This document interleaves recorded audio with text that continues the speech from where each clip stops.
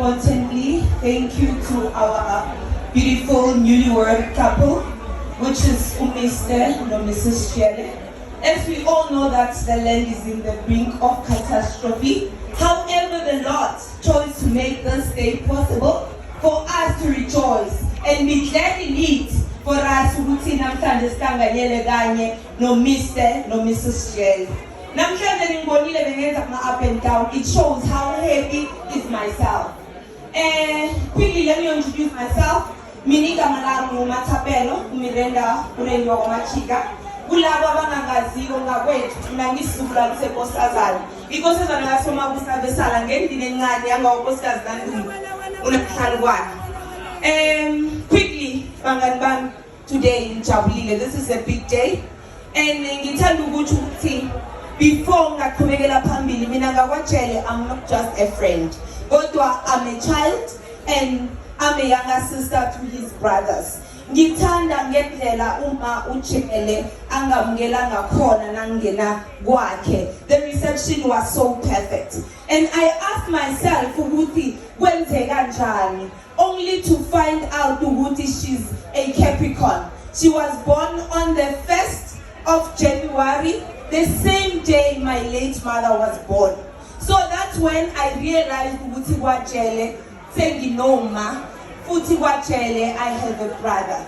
Thank you so much Mnganwami for bringing a sister to me. You know I don't have a sister, but now it's like indeed a privilege for me ukuthi ngibe no Mrs. Jele engizokwazi ukuthi ngicommunicate naye izinto bengingokhona ukuzicommunicate nawe Mr. J. So ngithanda ukuthi kubangani bami, congratulations. And umsebenzi omkhulu ukuwe mama. Njengoba sisho orisazi ukuthi makuchabalala isikhukhukazi amaqanda yabola namathinyane ayachabalala. So kuthi mangisho namhlanje mngani wami ngitshele, yes, I am not there where you are today, but you must always know that you are an example to me.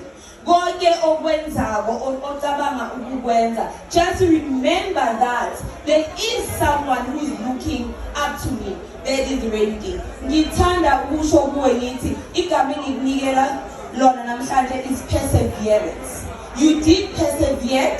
Kunzima kunjani you persevered. So mngani wami, I'm very proud of you. Nginifisela okuhle. Ngithanda lapho bathi khona umama wenziwe ngebambo lakababa. Ngithanda ukuthi ubalulekile futhi ukhethwe nguJehova ukuthi wenziwe ngebambo likababa omsabayo uJehova. Why ngithi wenziwe ngebambo likababa omsabayo uJehova? Ingakho uDavid is one person omsabayo omhloniphayo umfanekiso kaJehova. Kulabo abazi uDavid very closely, they know how respectful is David. Ngalokho ngithi ubusisekile mngani wami ukuthi wenziwe ngebambo lomyeni wakho omsabayo uJehova. You are such an important cage that protects a heart. So a heart is a muscle that supplies igazi to all the body types. So the moment the blood stops functioning, thank you so much. Congratulations. May the years uJehova azonipha yona be filled with elevation of success, money, intelligence, and konke lokho nikwenzeni accumulated together. I'm so proud of you namhlanje. Thank you so much.